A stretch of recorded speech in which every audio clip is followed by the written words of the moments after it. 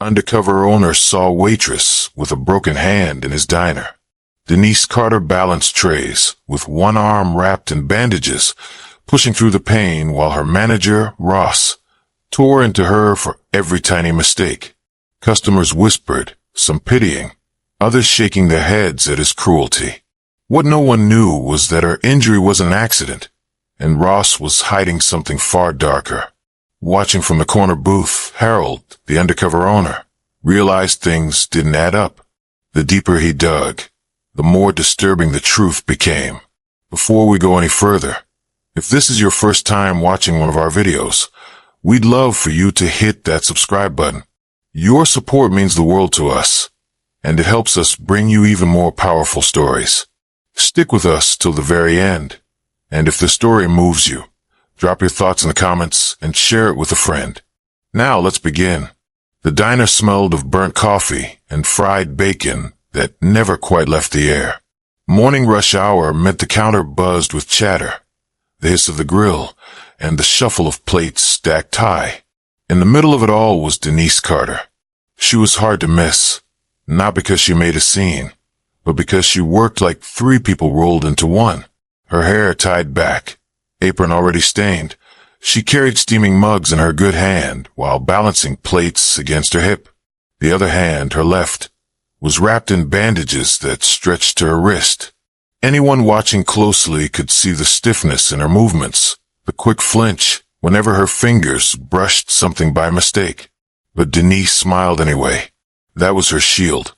Behind the counter, the manager, Ross, leaned against the register, smirking as he barked orders. Pick it up, Denise. Don't keep people waiting. You think this is a charity. His voice cut through the diner like a knife, loud enough for customers to hear. A few looked up, shaking their heads, whispering. At table 3, 2 women in business suits leaned closer, their voices low. Poor thing, look at her hand. She shouldn't even be working. Yeah, but Ross, he never lets up. Always on her case. I don't know how she takes it. Denise heard them. She heard everything.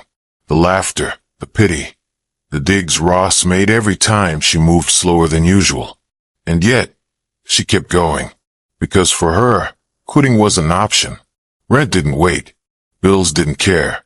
By mid-morning, sweat had gathered at the back of her neck.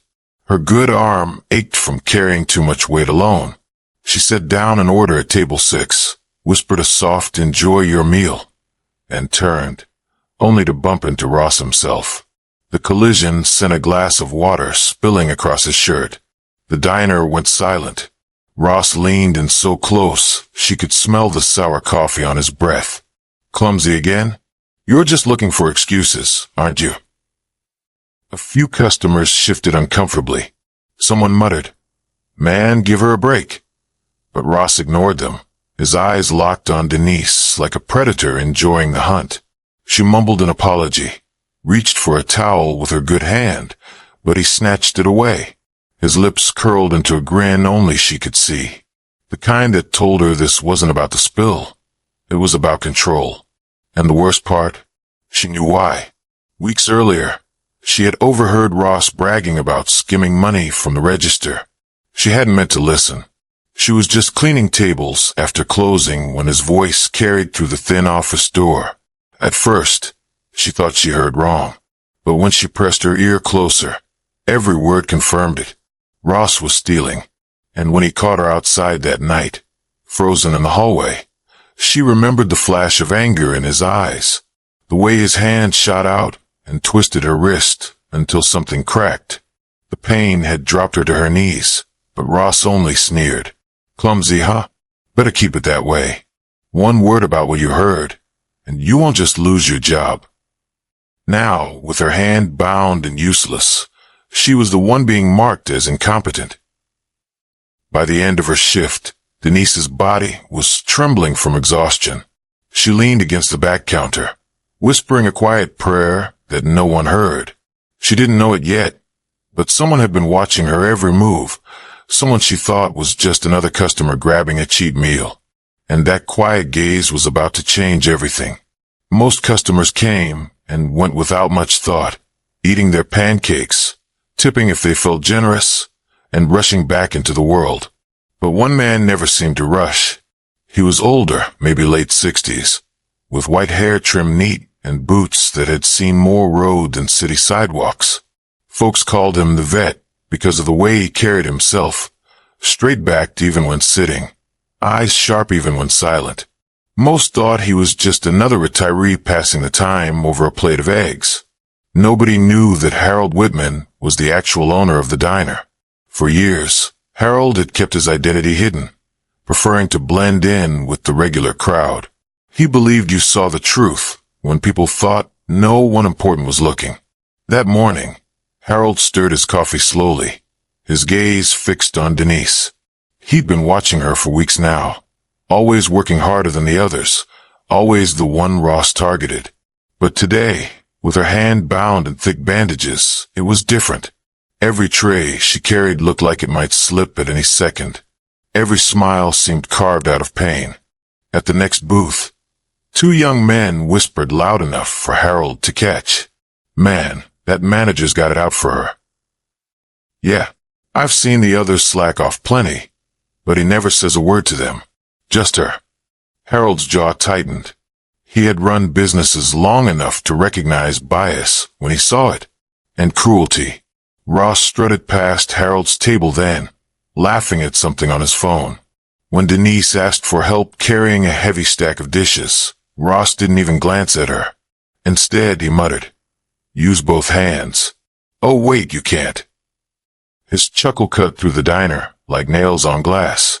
Harold didn't move. He didn't react. But inside his blood simmered. Later, while Denise wiped down a counter, Harold caught the faintest wince in her eyes when she bent her wrist too far. He also noticed the way she avoided Ross, like a person who'd already learned that getting too close meant danger. Something wasn't adding up. When the lunch crowd thinned, Harold quietly asked for the manager. Ross came swaggering over, assuming it was just another customer complaint. "Food not hot enough. Coffee too bitter," he smirked. Harold shook his head, just wondering about that waitress. "She's injured. Why is she working the floor?" Ross's grin faltered for a split second. Then it returned. She's clumsy. Always messing up. Half the reports in this place are on her. But she begged to stay on the shift, so I let her. You know, I'm generous like that." Harold nodded slowly, though inside, every word from Ross's mouth tasted like a lie. Generous? No. He'd seen the way Ross sneered, the way the customers whispered, the way Denise pushed through pain just to keep her dignity. That night, Harold sat alone at the corner booth long after most had gone. His coffee had gone cold, untouched. He stared at Denise cleaning tables with her good hand, still smiling faintly at strangers, even though her eyes looked heavy with fatigue. The old veteran narrowed his eyes. If Ross claimed Denise was the problem, then Harold was going to find out for himself.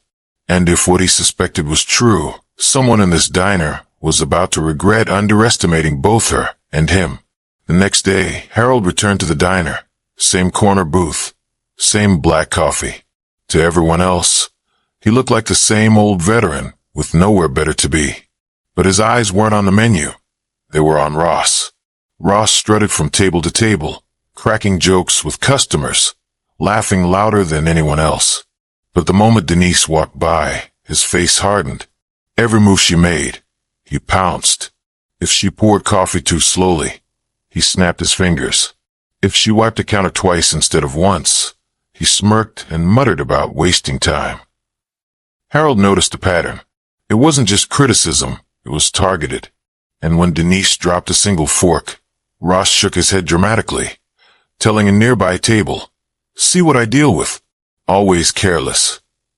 Customers chuckled nervously, not sure if he was serious. Denise bent down, her good hand trembling, cheeks burning. By now, Harold's suspicion had turned into certainty. Ross was setting her up. That afternoon, Harold slipped into the back office under the pretense of looking for the restroom.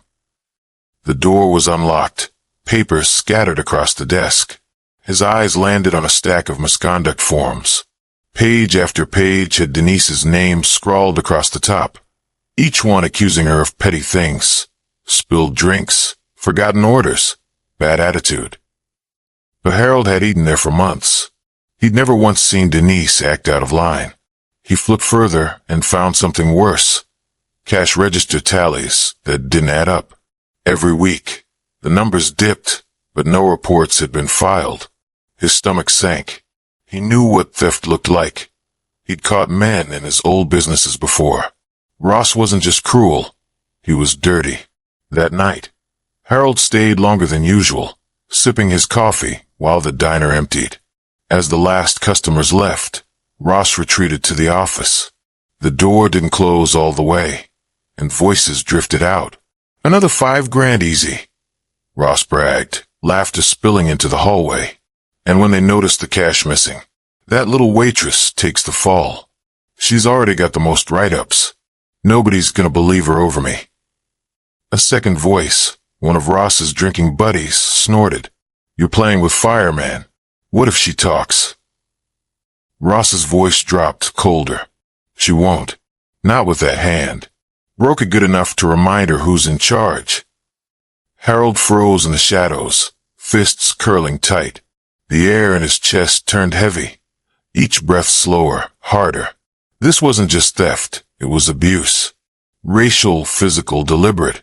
He thought of Denise smiling through the pain, carrying on like nothing had happened, and something inside him twisted. The conversation inside ended with drunken laughter. Harold slipped out the side door into the night, the cool air cutting across his face. For the first time in years, his military instincts stirred. He'd seen injustice in the world, but to find it rotting in his own business, he wouldn't let it stand. The truth was out, and tomorrow the mask would come off.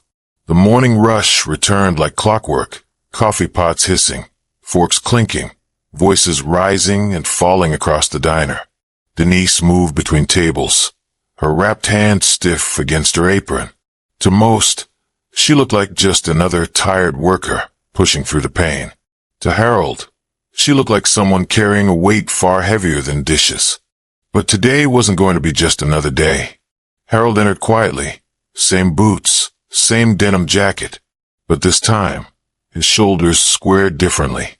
He wasn't here as a customer. He was here as the owner. Ross was by the counter, laughing too loudly, joking with two waitresses who rolled their eyes when his back turned. The second he saw Harold, his grin faltered. "You again? Back for the eggs?" Harold didn't answer. Instead, he walked to the middle of the diner and tapped his spoon gently against his coffee cup. The soft metallic ring drew curious looks from every booth. Conversations quieted, forks paused. Denise froze mid-step, her eyes darting toward him. "Morning, everyone," Harold began, his voice calm but firm. "I think it's time you all know who I really am." Ross chuckled nervously. "What? You writing a book or something?" Harold's gaze locked on him. "No, I own this diner." The room went dead silent. A fork clattered onto a plate. Denise's eyes widened, her lips parting in shock. For years, nobody knew the old man at the corner booth was the one signing their paychecks. Ross barked out a laugh, though his face had drained pale. You're joking." Harold pulled a folder from under his jacket and placed it on the counter. Pages spilled out, misconduct reports, financial sheets, photocopied register logs. "I've watched long enough. I know what you've been doing, Ross. Every false report you filed against Denise. Every dollar you skimmed from the register. And I know what you did to her hand." Gasps rippled through the diner. Customers turned in their seats. The two women from the business table whispered, I knew it. I knew he was dirty." Ross stammered, his voice cracking. This is ridiculous. You can't prove."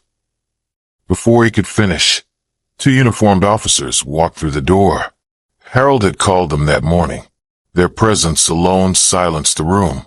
Ross's bravado shattered. "Wait, you can't, this isn't." But the cuffs snapped around his wrists before he could finish. The diner erupted in murmurs as Ross was let out, his protests drowned beneath the clink of chains. Denise stood frozen, her good hand pressed against her chest. For once, Ross wasn't looming over her. For once, the weight of blame had shifted. Harold turned to her, his voice softer now. You've carried this place on your back. While others lied about you, you kept it running. From today forward, you're not just a waitress. You're the new floor supervisor. Denise blinked, tears pooling in her eyes. The bandage on her hand trembled as she pressed it against her lips, a muffled sob escaping. Around her, customers clapped, some quietly, some loud enough to echo. And for the first time in years, Denise straightened her shoulders, not as the woman people pitied, but as someone finally seen for who she truly was. Outside, Ross's shouts faded as the police car pulled away. Inside, the diner smelled the same, burnt coffee and grease, but the air felt different. Lighter, cleaner. Harold sat back at his usual booth, coffee in hand. But this time, he wasn't just watching. He was smiling, because justice had finally been served. Never underestimate the quiet strength of those who keep showing up, even when the world tries to break them. Denise's story proves that truth always wins, and justice always finds the guilty. If you believe stories like this should be told, hit that subscribe button, share this video with someone who needs to hear it, and drop a comment below, because your voice matters too.